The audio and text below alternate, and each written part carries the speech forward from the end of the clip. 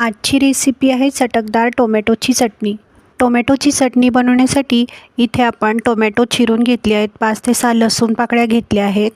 गॅसची flame on करून गॅसवर एक कढई ठेवली आहे. कढईमध्ये एक पळी तेल टाकायचे आहे. तेल तापल्यावर तेलामध्ये टोमॅटो टाकायचे आहे. 5 ते 6 लसूण पाकळ्या टाकायच्या आहेत. झाकण लावून टोमॅटो छानशी शिजवून घ्यायचे आहे. इथे तुम्ही पाहू शकता टोमॅटो छान शिजून तयार आहेत. टोमॅटोच्या साली सहज निघत आहेत.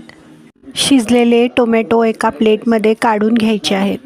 एका बाउलमध्ये टोमॅटो टाकायचे आहेत. चमच्याच्या साहाय्याने टोमॅटो छानसे स्मॅश करून घ्यायचे आहेत.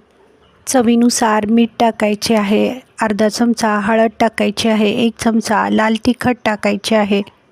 बारीक चिरलेला कांदा टाकायचा आहे. बारीक चिरलेली हिरवी मिरची टाकायची आहे. तसेच कोथिंबीर टाकायची आहे.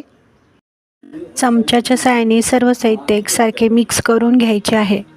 खाण्यासाठी तयार आहे चटकदार टोमॅटोची चटणी.